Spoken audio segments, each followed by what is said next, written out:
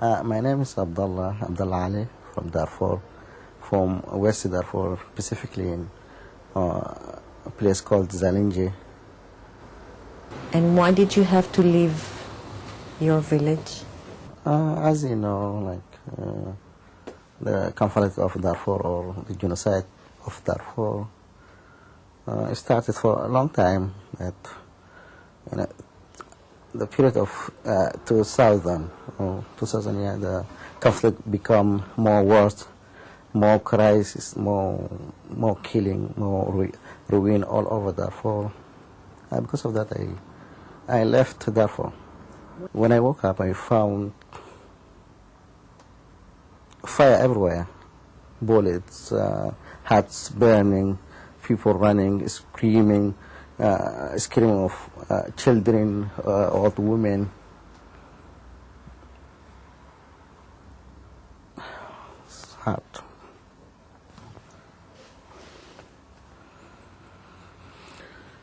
Try to run or to go away from that hell. Just found my sister in front of me because everyone was trying to run his way to avoid or to rescue his soul. So I found my sister in front of me, just pushed her in order to run together. But and while we were running, one of the Janjaweed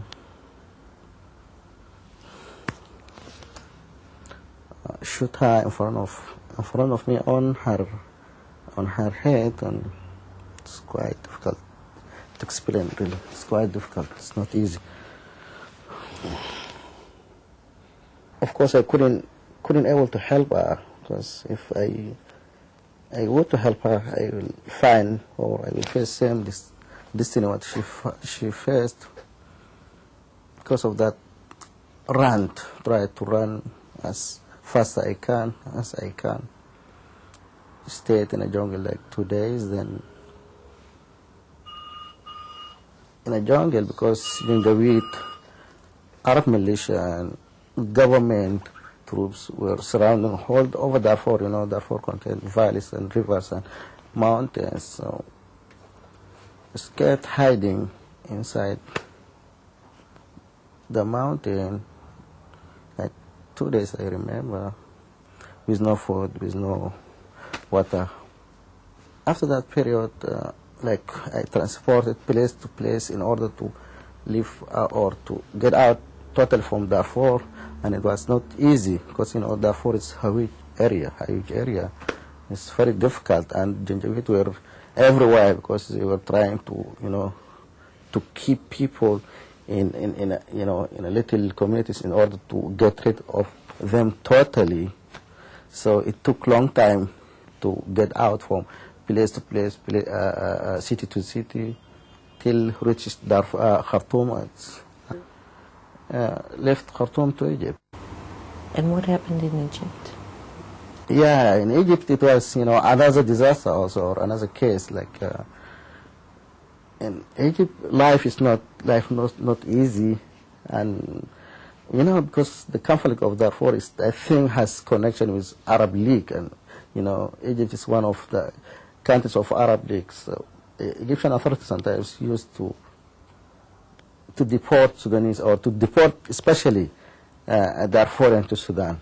So every time or every day, situation getting worse. So because of that, I tried to come to Egypt, to Israel. And by the way, it wasn't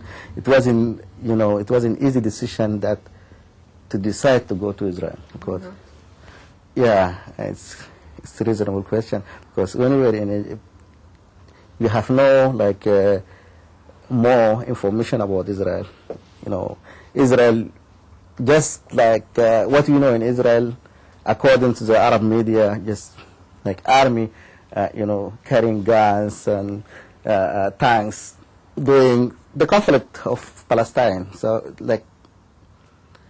we are definitely, or we are we had no any idea about Israel, but because the life in Egypt is bad and in Sudan is worse, so decided to come to Israel When I came to Israel, first day, like, of course, I have been captured by Israel army, and put like 5 days in one of the army base for 5 days, and to one of the jail in Beersheba, then to Masieho. And in Masieho, I spent the longest time, which was like 1 year and a half in a prison. 1 year and a half Yeah, in yeah. a prison? Yeah, in a prison, yes. Did you feel safe in the prison? Yeah, actually, I was feeling safe. I was feeling safe. But, you know, like, it wasn't an easy period, because sometimes the judge, when we were meeting judge, he was saying, no, we will send you back to Egypt because you are like alien people, or people from enemy country, and we cannot accept you, Israel, for Jewish country. Although we were saying that we are genocide survivors, supposed to get solidarity or to get support. After that, I released to kibbutz.